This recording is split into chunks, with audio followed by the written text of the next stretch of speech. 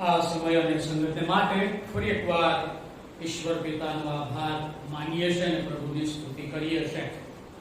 પ્રભુ ઉઠ્યો છે એ આખી દુનિયાના માટે આ શુભ સમાચાર છે. સુવાર્તા વિશે આપણે ઘણું બધું વાંચીએ છીએ, સાંભળીએ છીએ, બોલીએ છીએ. સુવાર્તા એ કોઈ ચોપાટીઓ નથી અથવા તો સુવાર્તા એ કોઈ એવી ફિલોસોફિકલ વાત નથી, પણ પ્રભુ ઉઠ્યો છે એ જ સુવાર્તા છે. કારણ કે જો ઉઠ્યો ન હોય તો પાઉલ કહે છે કે આપણો વિશ્વાસ કરવો એ વ્યર્થ છે અને આપણે જગતના બધા લોકો કરતા દયાજનક છીએ. પણ ધન્યવાદ આપીએ છીએ કે ઈસુ ઉઠ્યો છે અને એ સાચી સુવાર્તા છે, જેનો આનંદ આજે આપણે ગીતો દ્વારા ક્લાયરનો સુંદર ગીતો ગાયા, આપણે એમાં જોડાયા અને પ્રભુની સ્તુતિ આરાધના કરીને માટે જે શાસ્ત્ર ભાગ આપણે વાંચો યોહાનની લખેલી સુવાર્તા એનો 20મો અધ્યાય 17મા વચનને મેં આજે થીમ તરીકે, આધાર વચન તરીકે લીધું છે. ત્યાં પ્રમાણે લખવામાં આવ્યું છે, ઈસુ તેને કહે છે કે હજી સુધી હું બાપ પાસે ચડી ગયો નથી, માટે મને સ્પર્શ ન કર, પણ મારા ભાઈઓની પાસે જઈને તેઓને કહે કે જે મારો બાપ તથા તમારો બાપ અને મારો દેવ તથા તમારો દેવ તેની પાસે હું ચડી જાઉં છું. 18મી કલમ. મગદલાની મરિયમે આવીને શિષ્યોને ખબર આપી કે મેં પ્રભુને જોયો છે અને તેણે મને એ વાતો કહી છે. 17મી કલમથી આગળ 16મી કલમ સુધી એક આખું નિરાશાજનક ચિત્ર આપણને જોવા મળે છે. મગદલાની મરિયમ અને બીજી જે સ્ત્રીઓ પ્રભુ ઈસુ ખ્રિસ્તની સેવામાં દાન દ્વારા અને મદદ દ્વારા સંકળાયેલી હતી. શુક્રવારના દિવસે પછી સાબત આવતો હતો, માટે શરીર ઉપર જે સુગંધી દ્રવ્યો લગાવવામાં આવે દફન વિધિમાં, એ ક્રિયા પ્રભુ ઈસુ ખ્રિસ્ત માટે નહોતી થઈ શકી અને માટે વહેલી સવારે આ સ્ત્રીઓ એ સુગંધી દ્રવ્યો લઈને પ્રભુ ઈસુ ખ્રિસ્તની પાસે આવે છે, એના શરીરને સુગંધી દ્રવ્યો લગાવવાને માટે. પણ પ્રશ્ન હતો કે આપણે સારું પથ્થર કોણ ગબડાવશે, અને તેમ છતાં એ લોકો વિશ્વાસ સાથે નીકળ્યા કે કંઈક થશે કે જેથી આપણે ઈસુને એના મૃતદેહને આપણે જે સુગંધી દ્રવ્યો છે એ લગાવીશું. અને ત્યારે જ્યારે તેઓ આવે છે ત્યારે પથ્થર ખસેડેલો જુએ છે અને કબરને ખાલી જુએ છે. ત્યારે મગદલાની મરિયમ એ ખૂબ કલ્પાંત કરે છે અને પ્રભુ ઈસુ ખ્રિસ્તને માળી સમજે છે અને એમ કહે છે કે જો તેને અહીંયાથી કોઈક જગ્યાએ મૂકી દીધો હોય તો તું મને જણાવ કે જેથી હું તેને લઈ જઈશ. આખું તમે જો તો નિરાશાજનક ચિત્ર છે, પણ 17મી કલમથી આખું ચિત્ર એ બદલાઈ જાય છે. કારણ કે આખી પરિસ્થિતિ તો રવિવારે સવારે જ પ્રભુ જ્યારે મરણમાંથી સજીવન થયા ત્યારે આખી દુનિયા માટે આખી પરિસ્થિતિ એ બદલાઈ ગઈ. આપણા સ્વજનો જ્યારે મરણ પામે છે ત્યારે આપણને કોઈ ગમે તેટલું શાંત રાખે તો પણ આપણે નથી રહી શકતા. એ વાસ્તવિકતા છે, એમાં કશું ખોટું નથી, કારણ કે આપણે લાગણીથી જોડાયેલા છે ને પ્રભુએ આપણને લાગણીશીલ બનાવ્યા છે અને આપણને એક વિચાર આવે છે કે હવે અમારું શું. અને કંઈક લગભગ આવું આ પેલા શિષ્યો અને જે બીજા 120 માણસો હતા પ્રેરિતોના કૃત્યના પહેલા અધ્યાયમાં એની નોંધ લેવામાં આવી છે. આ બધા જ બીકના માર્યા ઉપલી પેઢીમાં અંદરથી સાંકળ મારીને એ બંધ બેઠા હતા, કારણ કે એમને બીક લાગતી હતી કે જો આપણે બહાર જઈશું તો આપણને પણ પકડીને રોમનો અને યહૂદી આગેવાનો મારી નાખશે. એટલે બીકનો માહોલ હતો. શક્ય છે આ જે સ્ત્રીઓ પ્રભુની સેવા કરતી હતી એ ડુસકે ને ડુસકે રડતી હશે કે કેટલી ભયંકર રીતે અમારા ગુરુને આ લોકોએ મારી નાખ્યો. એ સારું મોત નહોતું, બહુ ભયંકર મોત, આપણે વિચારી ના શકીએ. ગઈકાલે જો તમે ગઈકાલે જો સાંજનો સંદેશો ઓનલાઈન તમે સાંભળ્યો હોય તો એ ગીતમાં એક ચિત્ર મૂક્યું હતું, પેશન ઓફ ક્રાઇસ્ટનું જે આખું ચિત્ર છે, વધસ્તંભ ઈસુના માથે મૂક્યો છે અને આખા શરીરે ઘા પડેલા છે. આપણા સ્વજનને જો કદાચ એવું થયું હોય અને આપણે એને દફનાવવાનો થાય તો ખરેખર આપણે ડુસકે ને ડુસકે રડીએ ને આપણું રડવું ઘણા બધા લાંબા સમય સુધી અટકે નહીં. હે એવી ભયંકર રીતે. માટે આપણે ઈસુની માં મરિયમ અને એના સગા એ બધાનું આપણે સમજી શકીએ છીએ કે કેટલું દુઃખ અનુભવતા હશે, શિષ્ય દુઃખ અનુભવતા હશે. જે ઈસુની સાથે 3.5 વર્ષ સુધી રહ્યા, જેણે એમને કીધું હતું તમે મારા રાજ્યમાં મારી સાથે બેસો, હવે બધાનો અંત આવી ગયો, કારણ કે એને દફનાઈ દેવામાં આવ્યા અને આજે 3જો દિવસ છે. અને માટે બંધ બારણે આવા અનેક વિચારો સાથે આપણે હોડી મૂકી દીધી, જાળો મૂકી દીધી, જે ટોલ નાકું હતું અથવા તો જ્યાં ટેક્સ ઉઘરાવતા હતા એ મૂકી દીધું, તલવાર મૂકી દીધી. અને શું થયું? હવે આપણું શું? અને માટે આ જે રવિવાર છે અથવા તો પ્રભુ ઈસુ ખ્રિસ્ત જે મગદલાની મરિયમને કહે છે, સમજો કેટલા સરસ શબ્દો છે. ઈસુ તેને કહે છે કે હજી સુધી હું બાપ પાસે ચડી ગયો નથી, માટે મને સ્પર્શ ન કર, પણ મારા ભાઈઓની પાસે જઈને તેઓને કહે કે જે મારો બાપ તથા તમારો બાપ અને મારો દેવ તથા તમારો દેવ તેની પાસે હું ચડી જાઉં છું. અને મગદલાની મરિયમે જ્યારે શિષ્યોને બંધ બારણે બેઠેલાઓને આ વાત કરી ત્યારે કોઈ માનવા તૈયાર નહોતું કે કદાચ આનું મગજ બહુ રડવાના લીધે કદાચ અપસેટ થઈ ગયું લાગે છે, માટે આને કંઈક એવું ચિત્ર જોયું લાગે, કોઈ માનવા તૈયાર થતું નહોતું. અને ત્યાં લખવામાં આવ્યું છે 2 શિષ્યો દોડ્યા, એ 11 અને 12 જે હતા એમાં એક યહૂદા નાશ પામ્યો. હજુ આ બીજાને આપણે ચિઠ્ઠીઓ નાખીને એમણે લીધો નથી, પણ એ 11 એ શોકમાં હતા, દુઃખમાં હતા. પણ આ મગદલાની મરિયમે એમ કીધું કોઈક એને લઈ ગયું છે, અથવા તો પ્રભુ એને મળીને પછી સમાચાર કે ઈસુ ઉઠ્યો છે. મેં ઈસુને જોયો છે ત્યારે માનવા તૈયાર નહોતા. એટલે પેલો યોહાન જુવાન હતો એટલે બહુ સ્પીડમાં દોડીને કબરે પહોંચી ગયો, પણ એની હિંમત ચાલી નહીં અંદર જવાની, અને એટલે બહાર ઉભો રહ્યો. અને એવામાં પિતર મોટી ઉંમરનો માણસ એ ધીમે ધીમે દોડ્યો, પણ એ પણ દોડ્યો કે શું બન્યું, અને સીધો કબરમાં ઘૂસી ગયો. કારણ કે આમ તો હિંમતવાન હતો, ઉતાવળિયો બહુ હતો. એ અંદર કબરમાં ઘૂસી ગયો. ત્યાં જોયું કે શણના કપડા એ પડેલા છે, અને રૂમાલ જે માથે બાંધેલો હતો એ વાળીને એક બાજુ મૂકેલો છે. એક ભાઈ આના ઉપર સંદેશો આપ્યો, પણ હું જે આમાં માનું છું એ કે શિષ્ય, ઈસુના શિષ્ય એટલે શિષ્ય સાથે હંમેશા શિસ્ત જોડાયેલું છે. શિસ્ત વગરનો શિષ્ય હોય નહીં. પ્રભુએ મરતી વખતે પણ નમૂનો આપ્યો અને ઉઠીને નમૂનો આપ્યો. તમને ખબર છે દૂતો તો હતા જ. જ્યારે કબર ખુલી ગઈ અને દૂતોને એકને પાંગત અને એકની ઓશિકાએ બેઠેલા જોયા ત્યારે દૂતો તો હતા, અને પ્રભુએ કીધું હોત કે હું ઉઠ્યો છું, માટે દૂતો હવે કપડા બપડા બધું સરખું કરી નાખો અને મારો રૂમાલ વાળીને મૂકી દો. એ દૂતોએ નથી વાળ્યો, ઈશ્વરે પોતે વાળી મેળ્યો છે. એનો અર્થ એવો થયો કે પ્રભુ જીવતા હતા ત્યારે એમના જીવનમાં શિસ્ત હતી, મરી ગયા અને ઉઠ્યા ત્યારે એમના જીવનમાં શિસ્ત છે, માટે એમણે પોતે એ રૂમાલ વાળ્યો અને ઓશિકા પાસે મૂક્યો. એટલે આ ઈસ્ટરનો પહેલો સંદેશો એ છે કે આપણે આપણા જીવનમાં શિસ્ત ધારણ કરવાની જરૂર છે, કારણ કે આપણે ધાર્મિક જરૂર છે, પણ શિસ્ત વગરના ધાર્મિક લોકો છે. બાઇબલ વાંચ્યું તોય શું, ના વાંચ્યું તોય શું, પ્રભુનો ચરણોમાં બેઠા તોય શું, ના બેઠા તોય શું, બહુ ઉતાવળ છે. તમે જો આઈના આગળ પાર નથી આવતો, પણ બાઇબલ વાંચવું બહુ ઝડપથી બધું આપણું પતી જાય છે, હે ને? એ મારા માટે એટલું જ મહત્વનું છે. ગલે મોડું થતું હોય પણ આઈના આગળથી હટાતું જ નથી. બૂમો પાડેલા ભાઈ મોડું થશે, ભલે મોડું થાય, પણ આજે બરાબર તૈયાર થો. ઈસુ ઉઠ્યા છે. તમે જો આપણી ધાર્મિકતા અને આત્મિકતામાં આસમાન જમીનનો ફેર છે. આપણી પાસે દેવળમાં આવવાની પણ ડિસિપ્લિન નથી.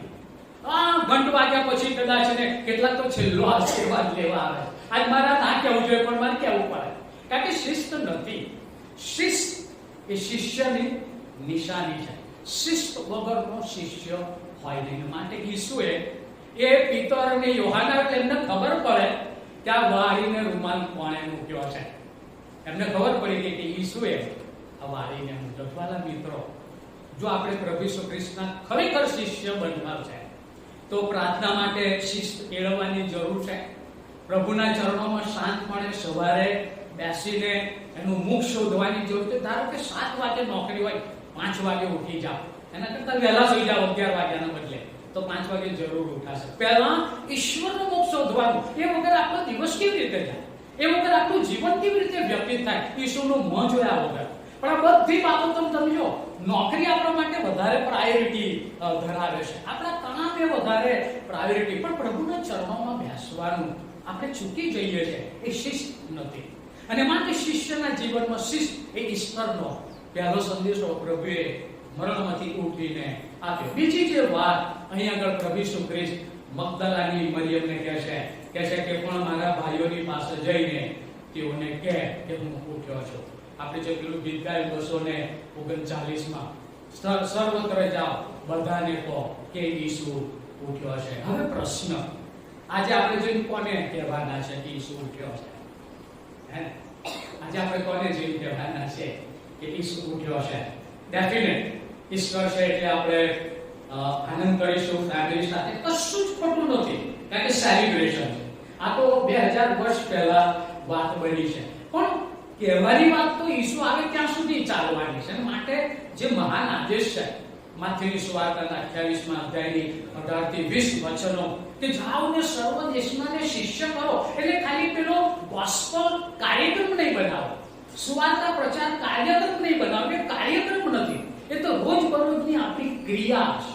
જેમ પ્રાર્થના એ રોજબરોજ છે, બાઇબલ વાંચન એ રોજબરોજ છે, સાક્ષી આપવી એ રોજબરોજ છે. એક જ દાડે આપી, જે દાડે માધ્યમથી સાજાપણું મળ્યું એ દિવસે જ આપી. એમને છોકરા છોકરી લગ્ન થઈ ગયા એ દિવસે આવીને આભાર માનવું એવું નહીં કે મારું કામ સફળ થયું માટે આભાર માન્યો, એ તો છે જ, માનવાનો જ. પણ ઈસુની વાત એ રોજ મારે તમારે કોઈકને કહેવાની છે. કેમ કહેવાની છે? કે કેટલા બધા લોકોને ખબર નથી કે ઈસુ કોણ છે.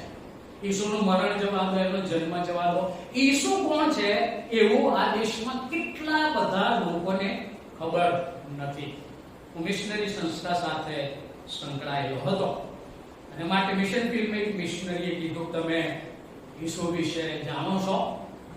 ત્યારે કહે છે કે મસીહ એ એના વિશે એને કીધું. ત્યારે પેલી ભાઈ કહે છે કે માચીસ તો મારી પાસે છે, ગુલાબ છે, કપાસ છે, આ તમે બીજી કઈ માચીસ લેવા? એનો મસીહ શું એ જ ખબર નથી. એના મનમાં કે આ ભાઈ માચીસ વેચવા આયા લાગે, એટલે માચીસની વાત કરે કે હું માચીસની વાત નહીં કરતો, ઈસુની વાત, આપણા દેશની વાત છે, આપણા જમાનાની આ વાત છે. અને માટે વાલા મિત્રો, હું અને તમે જો ઈશ્વરનો આનંદ માણીએ તો આ દેશના બધા જ લોકોને ઈસુ ઉઠ્યો છે એનો આનંદ માણવાનો અધિકાર છે, જન્મજાત અધિકાર છે. કેમ? કારણ કે આદમના સંતાન છે અને પ્રભુએ કીધું કોઈનો નાશ થાય પણ દરેક જણ અનંત જીવન પામે, એ ઈશ્વરની ઈચ્છા છે અને એ કામ હવે આપણું છે. અને માટે કે છે જ્યારે પ્રભુ ઈસુ ખ્રિસ્ત પુનરુત્થાન પામ્યા અને પછી સ્વર્ગમાં ગયા હતા કે સ્વર્ગમાં દૂતો એમનું સ્વાગત કરવાને માટે તૈયાર હતા. ગાબ્રિએલ અને મિખાએલ એક બાજુ ઊભા હતા, કદાચ બુકે કેવું લઈને નહીં ઊભા હોય, પણ પવિત્રતામાં ઈશ્વરની હજુરમાં એમનો આવકાર કરવા સ્વર્ગમાં એ ઉપસ્થિત હતા. ને જેવા પ્રભુ ઈસુ આવ્યા એટલે કે છે કે દૂતો, આ કાલ્પનિક વાર્તા, દૂતે એમને પ્રશ્ન પૂછે છે ગાબ્રિએલ, પ્રભુ બાપે તમને જે કામ સોંપ્યું હતું એ તમે પૂરું કર્યું? તો કે હા કર્યું. તમે જો આ યોહાનની લખેલી સુવાર્તા તમે જો ખોલ્યું હોય તો 17મો અધ્યાય કાઢો. યોહાનની લખેલી સુવાર્તા એનો 17મો અધ્યાય અને એનું વચન હું તમારી અંદર વાંચું, ચોથું વચન તમે જો, યોહાનની સુવાર્તા 17મો અધ્યાય ચોથું વચન. પ્રભુ જીવે છે ત્યારે આ વાત કીધી, જે કામ કરવાનું તે મને સોંપ્યું છે તે પૂરું કરીને મેં તને પૃથ્વી પર મહિમાવાન કર્યો છે. પ્રભુ ઈસુ ખ્રિસ્ત આ વાત પ્રાર્થનામાં શિષ્યોને માટે પ્રાર્થના કરે છે, કારણ કે પ્રભુ હવે હું જગતમાં નથી, એ લોકો જગતમાં છે, માટે તું એમને પાપથી બચાવજે, આપણા જેવા એક થાય એવું તું થવા દે, જેવી આ પ્રાર્થના છે 17મા અધ્યાયમાં. અને ચોથા વચનમાં કહે છે કે બાપ જે કામ તે મને સોંપ્યું તે પૂરું કરીને મેં તને પૃથ્વી પર મહિમાવાન કર્યું છે. એટલે ગાબ્રિએલને કીધું, મિખાએલને કીધું હા મેં પૂરું કર્યું છે. અને ત્યાર પછી ગાબ્રિએલે ફરી બીજો પ્રશ્ન પૂછ્યો કે પ્રભુ હજુ તો બહુ બધા અંધળા લોકો ત્યાં ફાંફા મારે છે અને અંધાપામાં ઠોકર ખાય છે અને પડી જાય છે, કેટલા બધા લોકો લંગડા છે જે દેવળમાં જતી નહીં શકતા, મંદિરમાં આવી શકે, કેટલા બધા કોઢિયા લોકો છે, કેટલા બધા લોકોને જો તો ભૂત વળગેલું છે ને ધોણ્યા કરે છે અને એમને એમની જાતનું પણ ભાન નથી, એ બધાનું શું થશે? અને પ્રભુએ હસતા હસતા જવાબ આપ્યો, એ કામ જે બીજા 12 હું નીચે મૂકીને આવ્યો છું, જેમને 3.5 વર્ષ સુધી મેં તાલીમ આપી છે, અધિકાર આપ્યો છે અને મેં એમને કીધું છે કે જાઓ સર્વ દેશનાઓને શિષ્ય કરો, એ કામ હું એમને સોંપીને આવ્યો છું. અને બાજુમાં મિખાઈલ હતો, એને પ્રશ્ન પૂછ્યો, પણ પ્રભુએ નહીં જાય તો? પ્રભુએ નહીં જાય તો તમે ભલે આદેશ આપ્યો કે જાઓ ને સર્વ દેશનાને શિષ્ય કરો, પણ અમારે નહીં જવું, જા થાય એ કરી લો, તો શું થશે? પ્રભુ ઈસુ ખ્રિસ્તે કીધું, બાપની પાસે આ સિવાય બીજી કોઈ યોજના નથી. બાપની પાસે આ સિવાય બીજી કોઈ યોજના નથી. તમારી પાસે છે બીજી કોઈ યોજના? કે ઈસ્ટરમાં આખું દેવળ અને આખી ક્રાઇસ્ટ ફોક સોસાયટી ભરાઈ જાય અન્ય ધર્મીઓથી, ઈસુ ઉઠ્યો છે, ઈસુ ઉઠ્યો છે એમ કહેતા?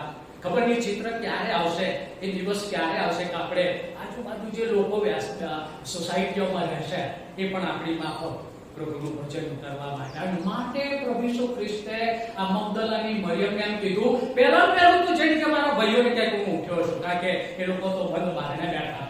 એમના વિચારોમાં હવે તો ગભરાટ છે, નિરાશા અને હતાશા છે. ખંખેરી નાખો કે કારણ કે હું ઉઠ્યો છું.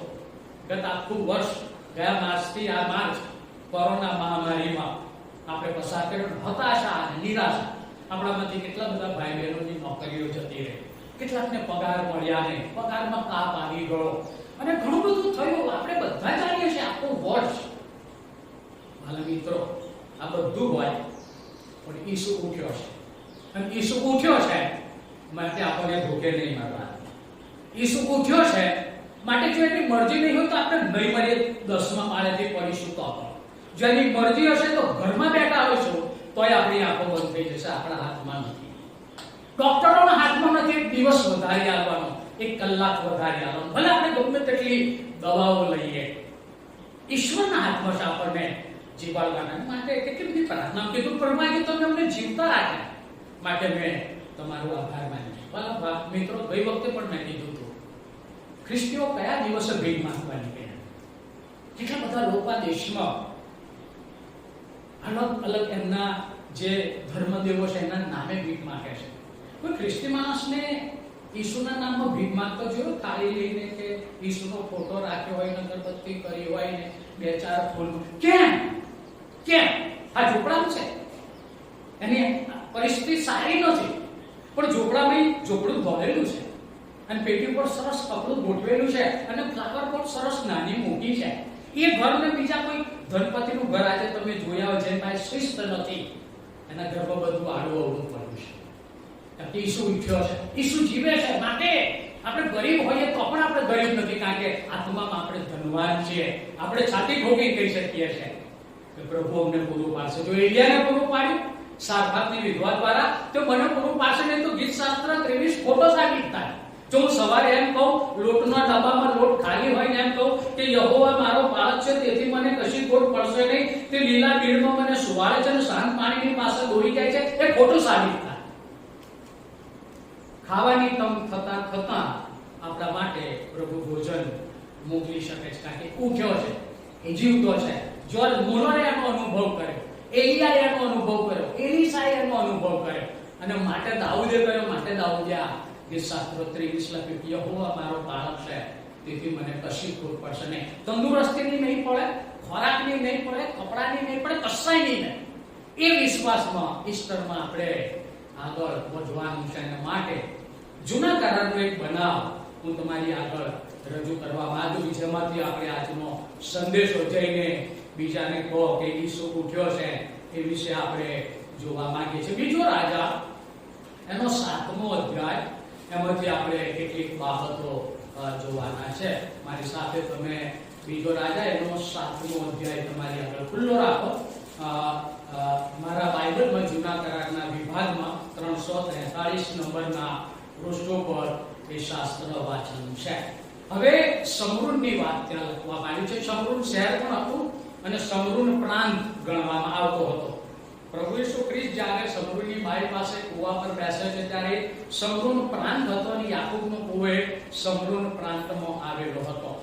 આ એલીશાના સમયમાં 2 રાજ્યના વિભાગ થઈ ગયેલા હતા. નીચેનું જે રાજ્ય ગણાતું હતું એ યહૂદાનું રાજ્ય ગણાતું હતું, જેમાં બેન્જામિન અને યહૂદાનું કુળ 2 કુળ હતા. બાકીના 10 કુળો એ સમરૂન પ્રાંત ગણાતો હતો અને માટે સમરૂન પ્રાંતમાં એલીશા પ્રબોધક છે અને એલીશાએ કહ્યું કે તમે યહોવાનું વચન સાંભળો. 7મા અધ્યાયમાં યહોવા એમ કહે છે કે કાલે સુમારે આ વેળાએ સમરૂનની ભાગળમાં 1 માપ મેંદો 1 શેકેલ ને 2 માપ જવ 1 શેકેલ વેચાશે. ત્યારે જે સરદારના હાથ પર રાજા ટેકતો હતો તેણે ઈશ્વર ભક્તને ઉત્તર આપ્યો કે જો યહોવા આકાશમાં બારીઓ કરે તો પણ એ વાત બની શકે શું? અને તેણે કહ્યું કે જો તું નજરે જોશે પણ તેમાંથી ખાવા પામશે નહીં, કારણ કે તું અવિશ્વાસુ છે. અને અહીંયા પણ તમે જો દુકાળ પડ્યો છે સમરૂનમાં. દુકાળ પડવાનું કારણ વિદેશી એક રાજા આવ્યો છે અને એને સમરૂનને ઘેરી લીધો છે. અને માટે સમરૂનને ઘેરી લીધું છે. લશ્કર ચારેય બાજુ છે, બધા દરવાજા બંધ છે, કારણ કે જ્યારે સાંજ પડે ત્યારે શહેરના દરવાજા બંધ કરી દેવામાં આવતા અને સવારે એને ખોલવામાં આવતા. એવી ઇઝરાયલમાં રીત હતી દરરોજની. અને માટે જ્યારે આ વિદેશી રાજાએ ચારે બાજુ ફોજથી ઘેરાવ ઘાલ્યો હતો ત્યારે દરવાજા કેટલાય દિવસોથી બંધ થઈ ગયા હતા. એનો અર્થ એવો થયો કે બહારથી કોઈ માલ અંદર ના જાય, અંદરનો માલ બહાર ના જાય. ટોટલી માર્કેટ બંધ થઈ ગયું. આપણા ત્યાં ખબર છે જ્યારે હાઈવે ઉપર કર્ફ્યુ લાગી જાય અથવા તો શહેરમાં શાકભાજી ના આવે, દૂધ ના આવે, ત્યારે શું થાય? પડાપડી થાય. કેટલા દિવસ? એક દિવસ તમને દૂધ પેલું આપી દે, એક દિવસ તમને શાકભાજી બીજા દિવસથી ખોટી જાય. અને આ સમરૂનમાં આવું બન્યું. અને માટે તમે જુઓ તો ત્યાં કહે છે કે પરિસ્થિતિ એવી હતી કે ત્યાં આગળ મુશ્કેલી ઊભી થઈ હતી. 6ઠ્ઠો અધ્યાય તમે જુઓ કેવી પરિસ્થિતિ. હું 40મી કલમથી વાંચું છું, 6ઠ્ઠા અધ્યાયની. ત્યાર પછી એમ થયું કે અરામના રાજા બેન-હદાદે પોતાનું સઘળું સૈન્ય એકત્ર કર્યું ને ચડી આવીને સમરૂનને ઘેરો ઘાલ્યો. સમરૂનમાં ભારે દુકાળ પડ્યો. અને જુઓ, ગધેડાની મૂંડી રૂપાના 80 શેકેલ ને 12 માપ કબૂતરની હગાર રૂપાના 5 શેકેલ વેચાવા લાગી. હગાર લોકો ખાતા હતા. ત્યાં સુધી તેઓ તેને ઘેરો ઘાલી રહ્યા. ઇસ્રાયેલનો રાજા કોટ ઉપર ચાલતો જતો હતો ત્યારે કોઈ એક સ્ત્રીએ હાથ મારીને તેને કહ્યું કે હે મારા મુરબ્બી રાજા, સહાય કર. તેણે કહ્યું કે જો યહોવા તને સહાય ન કરે તો હું ક્યાંથી તને સહાય કરું? ખડીમાંથી કે દ્રાક્ષાકુંડમાંથી? પછી રાજાએ તેને પૂછ્યું કે તને શું દુઃખ છે? તેણે ઉત્તર આપ્યો કે આ સ્ત્રીએ મને કહ્યું કે તારો દીકરો આ કે આજે આપણે તેને ખાઈએ ને કાલે આપણે મારો દીકરો ખાઈશું. માટે અમે મારો દીકરો રાંધીને ખાધો અને બીજે દિવસે મેં તેને કહ્યું કે તારો દીકરો આ કે આપણે તેને રાંધીને ખાઈએ. પણ તેણે પોતાના દીકરાને સંતાડી દીધો છે. મન કહો, ગયા માર્ચથી તે આ ઈસ્ટરના દિવસ સુધી આવું કશું અનુભવ્યું આપણે? થયું? શું થયું? તો આ શાકભાજી તો લેવા ગયા લાગી આપણે, દૂધ લાયા, કચુંબર માટે કાકડી લાયા, ડુંગળી મોંઘી થઈ તો આપણે 60 રૂપિયા કિલો 500 લઈને ખાધી, બટાકા મોંઘા થયા, પણ કશા વગર રહ્યા ખરા? શું તકલીફ થઈ આપણને માર્ચથી આ ઈસ્ટર સુધીમાં? બહાર ના જવાય. અને એના માટે ઉપાય હતા, હે ને? મોબાઈલ, ટીવી, ઇન્ટરનેટ, જે જોવું હોય એ જુઓ. મને કહેવા દો, આ ઇન્ટરનેટના જમાનામાં બહુ સમય પહેલા આપણે ખબર છે હોટલમાં જતા હતા અને હોટલમાં જે એટલે પહેલા વેઇટર શું લાવે? પેલું મેનુ લઈને આવે, બોલો શું ખાશો? પછી ના હોય ને ડીશ કે જો આ ના માંગતા કારણ કે આ ડીશ આજે છે, પણ આમાંથી બાકીનું જે માંગવું હોય, હાંડી ભાડી તવા ફ્રાય જે કંઈ કહેવું હોય બધું મળશે. પછી આપણે ચોઈસ કરીએ, હે શું મંગાવીએ? આખા ફેમિલી બધાય મેનુ લે. એક કામ કરો, તમે આ મંગાવો, આ મંગાવો, મને આ ગમે, કારણ કે બધું તૈયાર છે. થોડા કટાક્ષમાં શબ્દ પણ સાંભળવા પડશે કારણ કે એમાં સત્ય છે. ઓનલાઈન કેટલું બધું મેનુ છે ખબર? ઓનલાઈનનું મેનુ કેટલું છે? પેલા સેવક, પેલા સેવક, પેલા સેવક, પેલા સેવક, પેલા સેવક. એટલે આપણી આગળ મેનુ મેળવી લીધું ઇન્ટરનેટે. બોલો આ બધી શું ખાવું છે? અને પછી આપણે છાપ દબાઈએ છીએ, એસકે મજા નહીં, અડધી થાળી મેળવી દીધી. પછી બીજા સેવકની ડીશ મંગાવી, એ થોડીક ચાખી કે બહુ મજા ના આવી. તો પાછા કોઈ ત્રીજા જોરદાર હતા, એમની ડીશ ખાધી, ખબર ચાખીની શેકી ના ખાધી. અને થયું શું ખબર છે? અપચો થયો. હું કહું છું મગજમાં ઉતર્યું,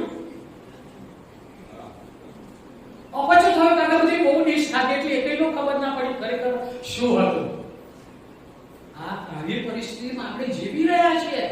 આ વાસ્તવિકતા છે અને માટે એક ડિસિપ્લિન કેળવવાની જરૂર છે કે આજે હું જે કંઈ હશે એને હું શાંતિથી સાંભળીશ. બે વાક્ય જો મારા મગજમાં ઉતરશે તો બહુ થઈ ગયું, એટલે મેં આનું બદલતા નહીં. હું આટલા માટે કહું છું કે આપણે ડિસિપ્લિન કેળવવાની જરૂર છે.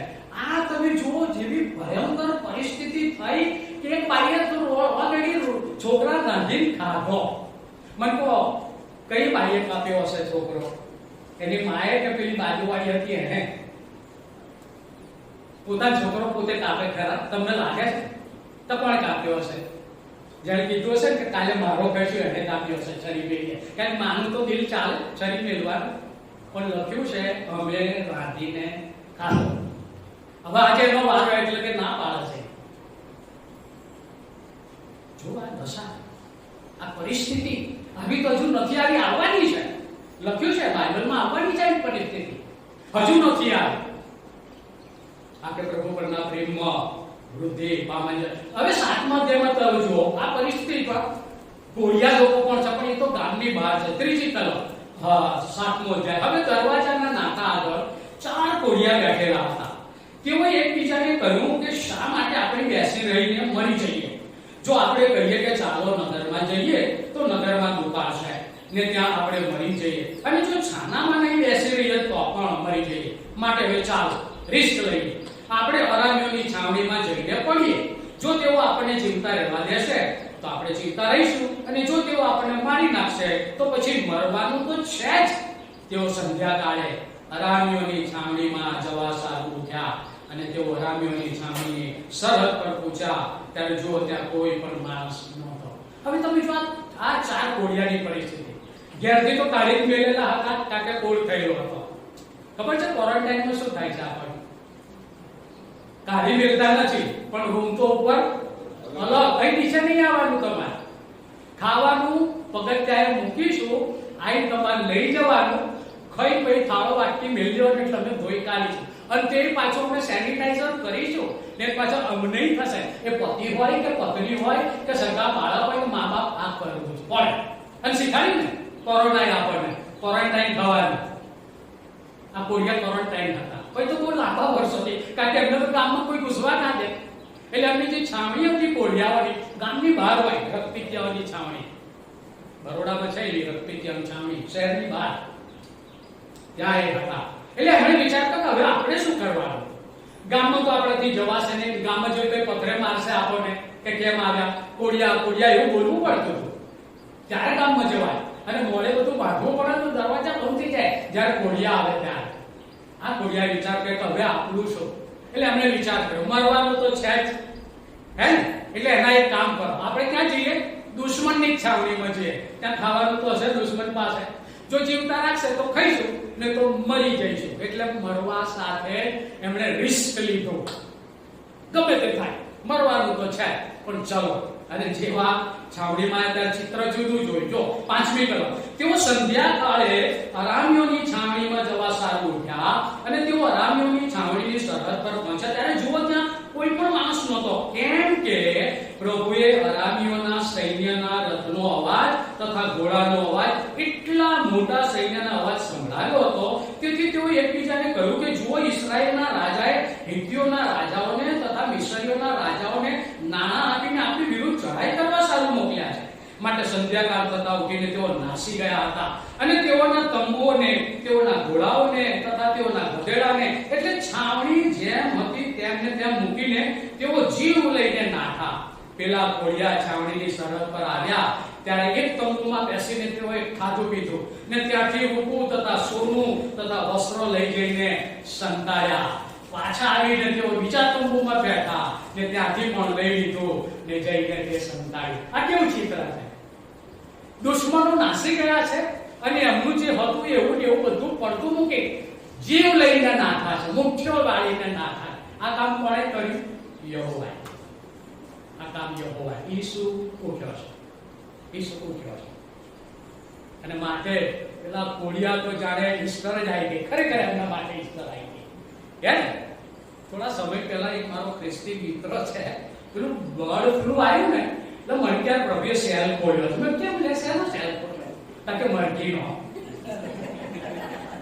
જે હાઈટ રૂપી મે તને 10 માં આપું મંગાવી દે શકે. હું તો રોજ લાવું છું કે પહેલા તને બર્ડ ફ્લૂ ની બીક નહીં લાગતી? એમાં શું કે રાધે એટલે બધાય મરી જાય. વાત સાચી ને? મરઘી રાધે એટલે મરી જાય, ફ્લૂ મરી જાય. આપણને ફફડાટ કેટલો છે ના, ઈંડાઈ નહીં લાવવાના, મરઘી નહીં લાવ, કશું લાવવાનું નહીં, મત વાપી કામ. આ પેલા તો આખી જેટલો ટાઈમ બર્ડ ફ્લૂ ચાલ્યું રોજ મરઘી લાઈન મેં ખાધી કે માથું ઉપરથી સરસ શરીર થયું. એ શું ઉઠ્યો છે મારા ચિત્ર.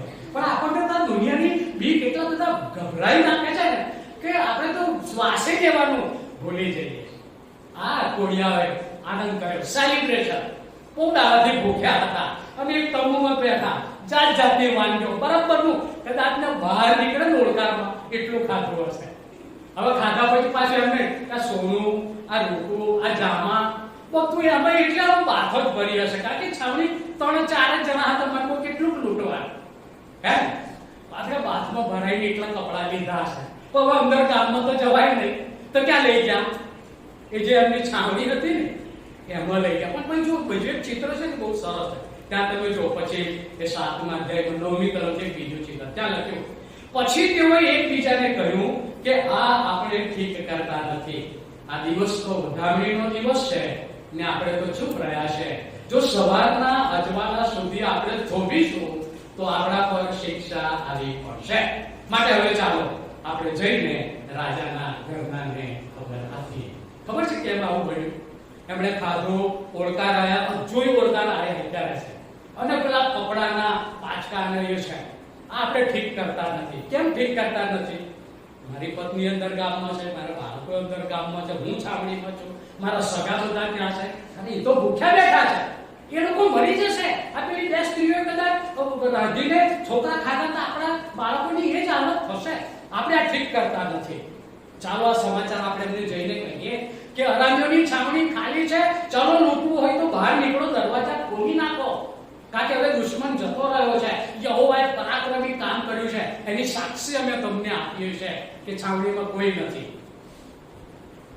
અને માટે આ 4 જણાએ જે અંદર વાત કરી મારા તમારા માટે બહુ મોટો પડકાર છે. ખબર છે આ ચર્ચની બહાર કેટલી બધી સોસાયટીઓ એવી છે કે જ્યાં લોકો આધ્યાત્મિક અંધાપામાં છે, આત્મિક ભૂખમારામાં છે. હે ને? એમના ઘરોમાં પણ એમણે પોતાના દેવસ્થાનોને દેવો રાખે છે, તેમ છતાં એમને કોરોનાનો કોઈ જવાબ મળ્યો નથી. કેટલા બધા લોકો મરણ પામ્યા છે, એમને કોઈ દિલાસો આપવા આવ્યું નથી. આપણને તો ફોન દ્વારા પણ કહી શકીએ શું ઉઠ્યો છે, માટે આપણે પુનરુત્થાનની પ્રભાતે મળવાના છે. બેન ચિંતા ના કરતા, ભાઈ ચિંતા ના કરતા. કોણે એમને આ કહે? કારણ કે એ તો આશા વગરના છે, દેવ વગરના છે. આપણી પાસે આ બધું છે. હવે આપણે વિચાર કરવાનો, આવી કેટલી બધી ઈસ્ટર આપણે જોઈ, આવી કેટલી બધી પેશન્ટ વીક આપણે પસાર કરી. ઈસુ ઉઠ્યો છે એ આપણે જોર જોરથી પોકાર્યું શેરીઓમાં જ્યારે ક્વોરન્ટાઇન હતું ત્યારે. ઈસુ ઉઠ્યો છે, ઈસુ ઉઠ્યો છે. અને તેમ છતાં જગતના લોકોને આ શુભ સમાચાર, આ ગુડ ન્યૂઝ નથી મળ્યા અને પાપમાં જીવે છે. રોજ પાપમાં કેટલા બધા લોકો મરણ પામે છે.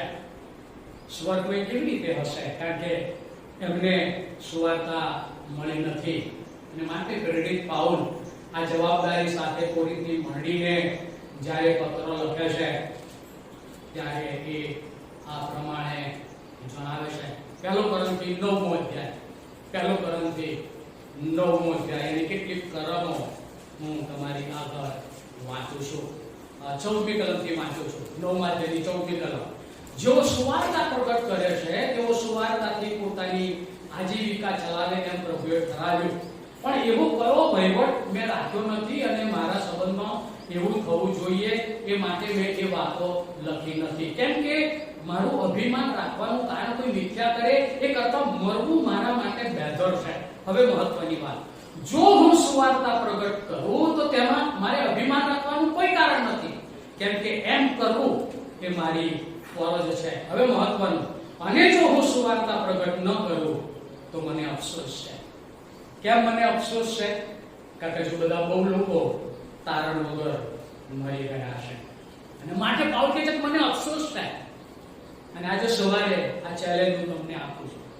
હજુ સુધી જો કોઈને સાક્ષી નથી આપી, હજુ સુધી જો કોઈને તમે સુવાર્તા ઈસુ વિશેની કહી નથી, તો આજથી નિર્ણય કરો કે હું ઈસુને પ્રગટ કરીશ. નહીં તો પાઉલ જેવા શબ્દો જ્યારે આપણે પ્રભુ પાસે જઈશું ત્યારે ગીત છે ભજન સંગ્રહ, મુજ જીવ આપ્યો તુજમાં, તે શું આપ્યું મુજમાં. હું તારા માટે આ લાવ્યો, તું મારા માટે શું લાવ્યો. આપણે શું લઈ જઈશું ઉપર? ત્યાં ખજૂરીની નોટ કામમાં નહીં આવે, 2000 ની નોટ કામમાં નહીં આવે. ત્યાં એની જરૂર નથી પ્રભુને. પ્રભુ એમ કહે છે કેટલા આત્મા તું લઈને આવ્યો છો, કેટલા આત્મા તે આ જીવન દરમિયાન મારા મહિમાને માટે જીત્યા. વાલા મિત્રો, ખાલી આ વાર્તા નથી કરતો, આ હકીકત છે. એટલા માટે પાઉલ કહે છે જો હું સુવાર્તા પ્રગટ ના કરું તો મને અફસોસ છે. તમને એવું થાય છે કે મેં કોઈને આજ દિન સુધી ઈસુની વાત નથી કીધું, મને અફસોસ. આ વાત પ્રભુએ મારી સાથે કરી અને માટે મિશનરી કામમાં જોડાયો. પેલા ભૂત વળગેલાની વાત પ્રભુ એક દિવસ મારા ક્વાઇટ ટાઈમમાં લાવ્યા અને ભૂત વળગેલા માણસમાંથી સેના કાઢી. અને પછી ભૂત વળગેલો માણસ કહે છે પ્રભુ હવે તમે જ્યાં કઈ જશો ત્યાં હું તમારી પાછળ આવીશ. પણ પ્રભુ એને સલાહ આપે મારી પાછળ ના આવો, પણ મેં તારા હકમાં જે કંઈ કર્યું છે તારા સગાઓને કહે, કારણ તારા સગા નાશમાં જાય છે. તારા સગાને ખબર નથી કે મેં તારામાંથી સેના કાઢી છે. તું ઘેર જા અને તારા સગાઓને કહે. એ વચન ઉપર સેવામાં આવ્યો અને સૌથી પહેલા મેં મારા ગામમાં મારા સગાઓ જેમને મેં દારૂ પીને ગાળો બોલી હતી એમને મેં ભેગા કર્યા અને એમને બે હાથ જોડીને કીધું ફરી ગાળો બોલવા નહીં, પણ ઈસુને પ્રગટ કરવા આવ્યો છું. જે તાર મને મળ્યું છે એના ભાગીદાર તમે થાવ, માટે હું આવ્યો છું. પ્રભુએ મને તક આપી અને ત્યારે હેનરી સાહેબ હતા મારી સાથે. મેં તારા હકનો જે કર્યું છે જે તારા સગાઓ ક્યાંથી જેથી એ નાશમાં ના પામે. સાલ્વેશન આર્મીના સ્થાપક વિલિયમ બુથ એમના પત્ની કાયમ આ પ્રાર્થના કરતા, પ્રભુ હું એકલી નહીં, સ્વર્ગમાં મારા બાળકો, મારા માતા પિતા, મારા સાસુ સસરા, મારા સગા, મારા પક્ષના અને મારા પતિના પક્ષ બધાને સ્વર્ગમાં હોવા જોઈએ. કોઈ દિવસ કરી આવી પ્રાર્થના કે આપણે વ્યર્થ કર્યું, એને બોલાવવાનું નહીં, એની સાથે વ્યવહાર કરવાનો નહીં, તો સ્વર્ગમાં કેવી રીતે હશે? એ દિવસે મેં પ્રભુને મારું સેવાનું સમર્પણ કર્યું. પ્રભુ હવે તમે જ્યાં કઈ કહેશો ત્યાં સેવામાં જઈશ. પ્રભુની મહેરબાનીથી 17 વર્ષ ઇન્ડિયન ઇવેન્જેલિકલ મિશનમાં મેં સેવા આપી, મિશનરી કામ. અને માટે આજે પણ મારા હૃદયમાં એ મિશનરી બોજ છે કે આપણે પામ્યા અને બીજા ભૂખ્યા બેઠા છે. એમનું શું? આ પેલા કોરિયાએ કીધું આપણે આ સારું નથી કરતા. આપણને લાગે છે આપણે આ સારું કરી રહ્યા છીએ. આપણે નાપી મંડળી, આપણે નાપું ઘર, આપણે નાપું સિનર, આપણે નાપી સાલ્વેશન આર્મી, આપણે નાપું સીએનઆઈ. ક્યારે લોકો અન્ય ધર્મીઓ પ્રભુમાં આવશે? પેલા કોરિયાઓને ખબર પડી, આપણને પડવી જોઈએ આજે ઈસ્ટરના દિવસે. અને એમણે જઈને રાજાને કીધું. ખબર છે કેમ રાજાને કીધું? કારણ કે રાજાની પાસે ઓથોરિટી હતી આખા ગામમાં ખેતિયા મોકલીને કહે કે આરામ જતો રહ્યો છે અને છાવણીમાં બધું જ પડ્યું છે. મિશનરી કાર્યમાં ભુવો એ ત્યાંનો સરપંચ હતો અને એ પ્રભુમાં એની પાછળ આખું ગામ પ્રભુમાં આવ્યું. નોર્થ ઇસ્ટ બહુ વર્ષો પહેલા પ્રભુ મને ત્યાં લઈ ગયા, મેઘાલય, મણિપુર, નાગાલેન્ડ એ બધા વિસ્તારો. ત્યાં આગળ ગલીએ ગલીએ દેવળ છે અને ત્યાં લખ્યું છે ઈસુ આવ્યા, પરિવર્તન લાવ્યા. પહાડો ઉપર આ વાતો લખેલી છે. મેં મારી આંખે વાંચી બસમાંથી એ પહાડ ચડતા ચડતા ઈસુ આવ્યા, પરિવર્તન લાવ્યા. એ બોર્ડ આપણા ત્યાં ક્યારે દેખાશે? ઈસુ આવ્યા, પરિવર્તન લાવ્યા, કારણ કે લોકોને પરિવર્તનની જરૂર છે. ભલા મિત્રો, આ વાતો સમજવા પ્રભુ આપની સહાય તથા મદદ કરે. ઈસ્ટરમાં આપણે ખાલી પૂછ્યો છે એમને, પણ પૂછ્યો છે મારા માટે અને તમારા માટે ઉઠ્યો છે એ વાત લોકોને કહેવાની જરૂર છે. Thank you so much.